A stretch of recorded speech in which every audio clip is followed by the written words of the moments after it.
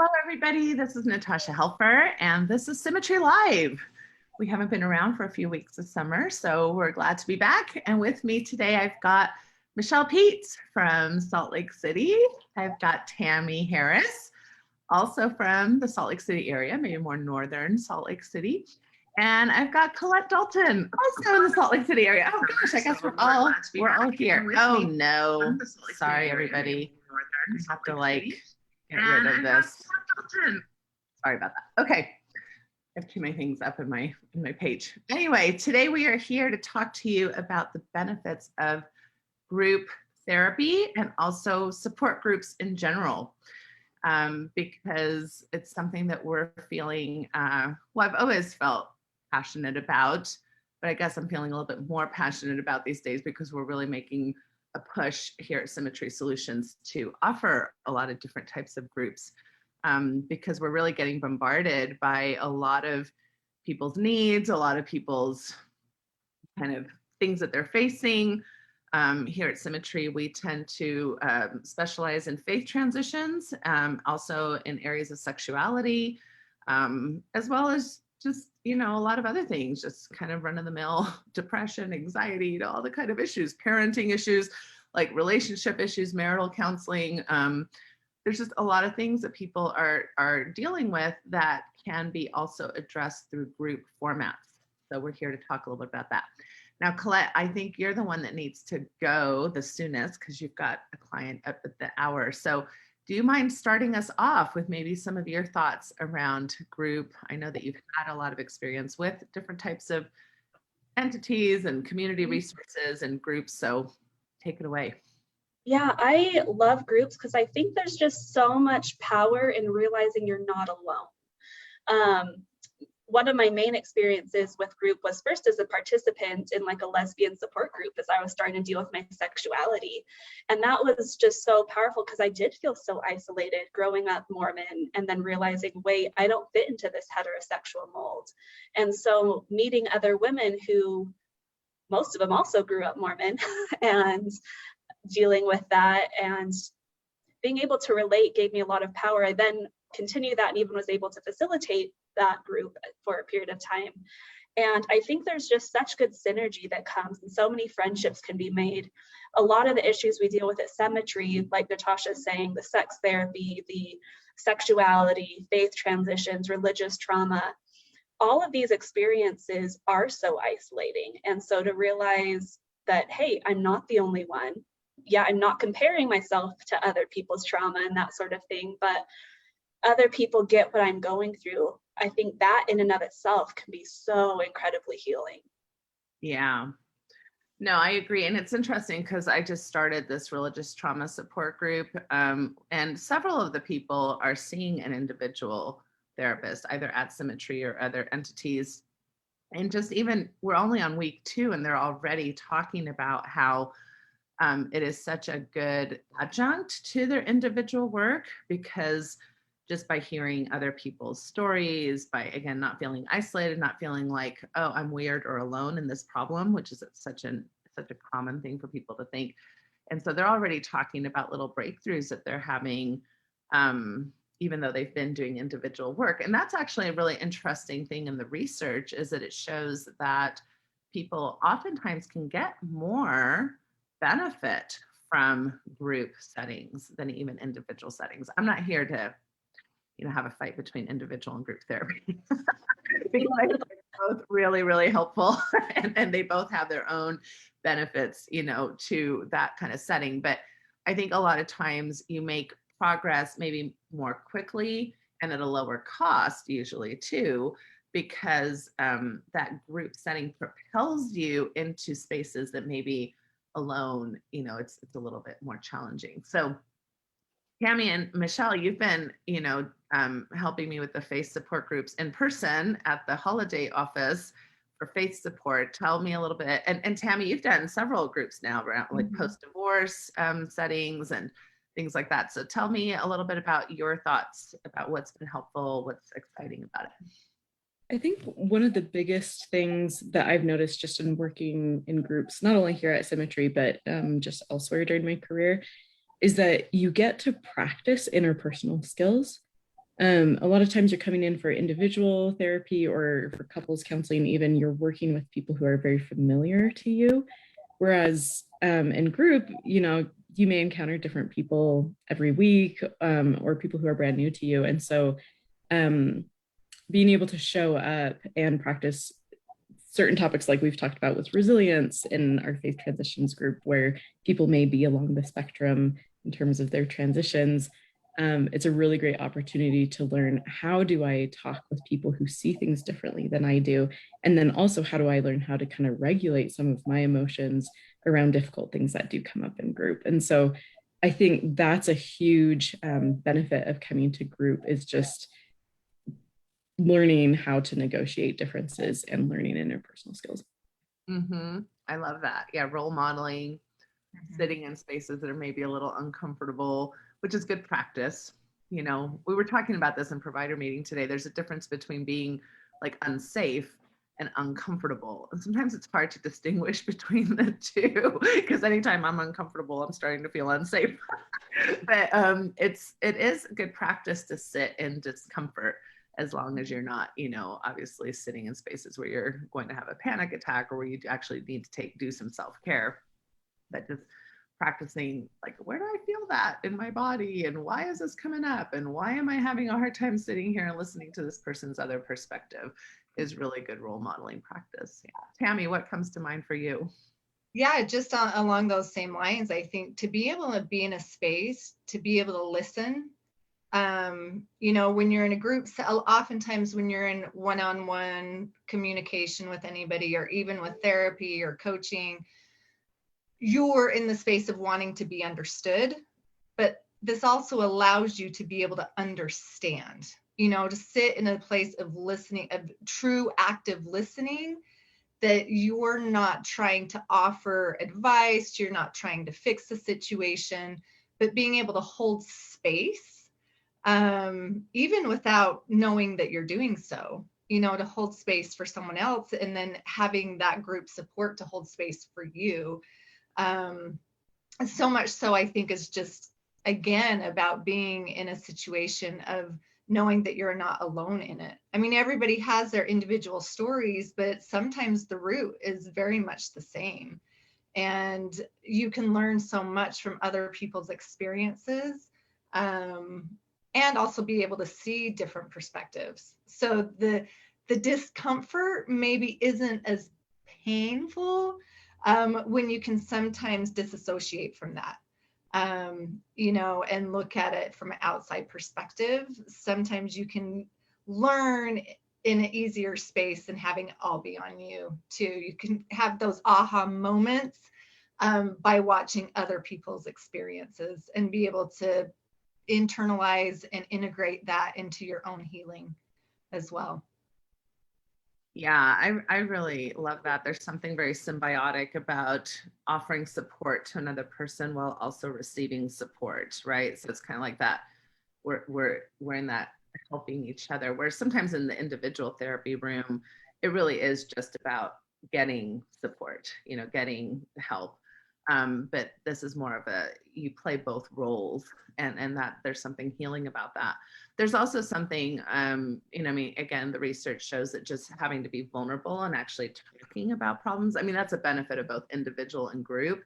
But I think there's a bit more vulnerability in a group setting, where you're not just talking to one person, you're talking to a group of people. And so that practice of telling your story, of processing your story, of having to come up with the language of your story in a group setting is quite, provocative towards a healing journey. And I think also, just even from a role modeling, because we mentioned role modeling, I think one thing that's interesting in role modeling is leaning in and leaning out, right? We always talk about this at the beginning of my groups. It's like, if you're a talker, kind of watch that, right? Because you can take up a lot of space in a group.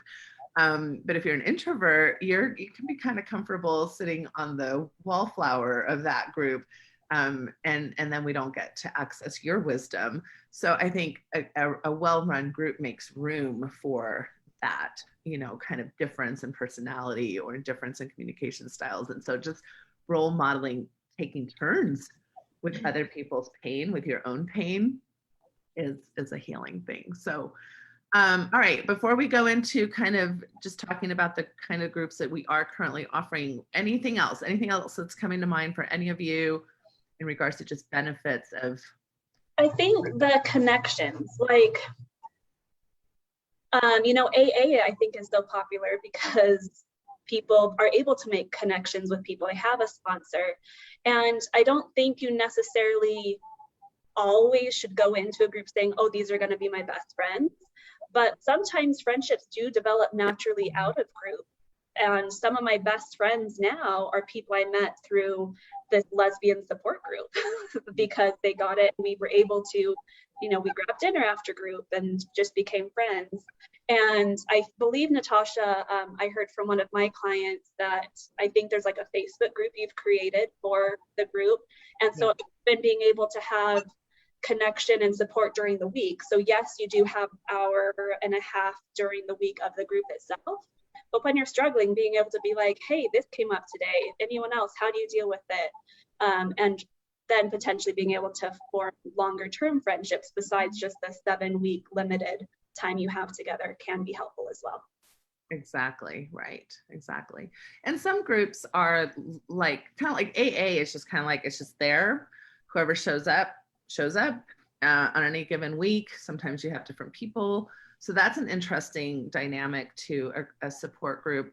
Other groups are more like delineated, you know, there's 15 spots, who's going to take them, you know, 10 spots, 5 spots, 20 spots, whatever that is. And then you get to know those people and you kind of reestablish a connection with those people every single week, or be bugged by the same people every single week.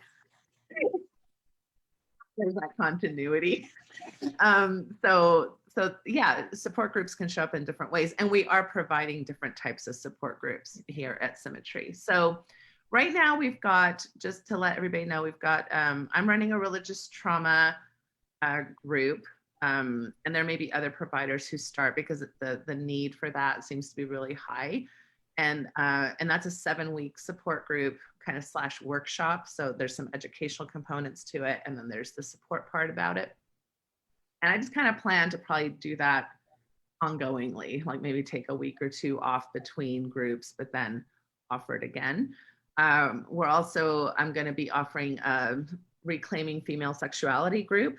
I think, you know, in faith transitions and in well, in a lot of different settings, a lot of times women, people who've been raised as women, people who've been raised as girls are oftentimes, you know, struggling with that idea of like being a gatekeeper to sexuality instead of being an agent to sexuality. Colette had to go to her client. So I'm really excited to provide that. Lindsay Hyde, who isn't here with us today, she's doing an ongoing kind of anybody can show up online Tuesday night faith transition support group. The 3 of us are offering an in-person in Holiday, Utah support group for faith transitions as well. That's kind of, again, a mixture. It's kind of like a 6-week rolling class, but anybody can show up. So each week there's like a topic we talk about, but then there's time for discussion. And I'm trying to think what else. Should we mention that is hybrid for the next few weeks? Yeah, it is hybrid. So, yeah, we tried to do like a online / in-person group, and we decided that doesn't work very well because we're either like, what's going on online or what's going on with the people. So we've just decided we're going to either do online groups for those who are not geographically in Utah, because we get a lot of requests for that, right? It's not like just Utah people are going through faith transitions and challenges. And so people want these resources, especially, it can be even more lonely if you're in a space where, you know, there really aren't a lot of Mormons, for one, and then 2, people who are transitioning from Mormonism. That can feel really isolating. So I know that the online people really appreciate those resources. And then we're open. So we'd love to hear from you in the comments thread, what kinds of groups you'd be interested in. We're more than likely going to be offering some kind of mixed faith marriage or mixed faith relationship type of support group. I'm very interested in offering a healing from kind of like sex addiction-esque type narrative. I'm not exactly sure what I'm going to call it yet, but a lot of our young men coming out of Mormonism, people who've been raised as boys and men, have had a lot of shame around, kind of what has become like what I call serial confessions around kind of normative human developmental stuff, but they were told that they were addicts, sex addicts, because they either masturbated or looked at erotic materials or things like that. So I get that wound a lot. What other, Tami oftentimes does a divorce support group, but we want to hear from you. Yeah, so that one, I have picked a couple days in the month, and there is one that's supposed to be on this Sunday, but I'm having to cancel that one. So, but I do have a couple more dates that I will get out onto the Facebook page. I decided to do just a couple times a month instead of a weekly one on that one that has been held on Sundays on the weekends. It's been quite small, but would love, to have anybody join that. Like I said, I will get updated dates out on that. I also do have the workshop that is finding, redefining yourself after divorce. And that's something I'm just finishing up my last week coming up, but I'll be adding another event probably in the fall time for that 5-week course of, just kind of working through the after effects of divorce and redefining who you are as a complete and whole person. So offering that in the fall. So that's kind of my focus is on that one. And then, like Natasha said, doing our in-house transition, and also thinking about possibly adding a weekend faith transition Zoom. We're talking about that. So if any of you would like that and feel like you'd like to have support on the weekends, let us know. So we can see if we can add that to the list. Absolutely. Yeah, it'd be helpful to know what topics you'd like support groups on, what times of day or week work best for you. We did get a request, for example, about even like dividing it by sex. So like having like a female faith transition support group versus a male faith transition support group, because, coming out of high demand religions, there's usually a lot of gender role type of wounds, in those kinds of spaces. So sometimes it's nice to commiserate with people who've been raised in a similar way with similar expectations as you. Anyway, Michelle, any final thoughts from you? Yeah, we also discussed briefly today the idea of doing a support group for people who are in their late 20s, maybe even early 30s, who anywhere along the spectrum of transitioning out of the church, who are trying to negotiate some of these identity questions in terms of not only figuring out sexual identity, but also just, rules around things like sex or any other things that kind of come along with transitioning out of a high demand religion, what that looks like specifically for a group that may not be married or may not be in a couple or are coupled. So that's been an idea that we've floated. We would be very curious to see if there's some interest around that. Yeah.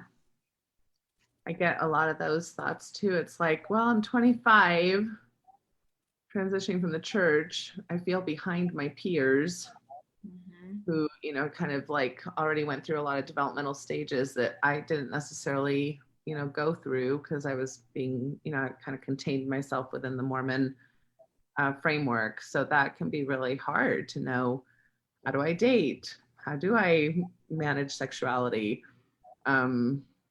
What careers or identity or all that stuff that so that can be actually really helpful to talk through in group format. Helpful in individual too, but here we're talking about groups. So well, and that's something that even comes up in the divorce workshops and groups as well. Even those who are 30s, 40s have transitioned out of the church, have transitioned out of monogamous marriage. and are caught in that same dichotomy as well as, wow, maybe we haven't developed fully into this world too. So that is a topic of a conversation that comes up as well. Well, and especially if you're 40 plus and going through divorce and dating again, boy, has the lay of the land of dating just changed, you know, with social media and Tinder and Grindr and what all the ers, right? Like, oh my Atlanta. I mean, it's kind of exciting and it's kind of overwhelming, I think. I'll just get a dog. That's what I keep thinking. Maybe I'll just get a dog. Focus on work. That's a whole nother thing is pet therapy, pet support. All right. Well, we're super excited to offer a lot of these groups. Please reach out to us. We always say, if we're not a good fit, we'll help you find a good fit. Yeah, make sure you communicate your needs so that we can hopefully meet some of them through our practice anyway. So have a great weekend, everybody. It's July 9th of 2021. And yeah, hopefully we're enjoying the heat. It's really hot this week here in Utah. Anyway, so take care. Bye-bye. See you later.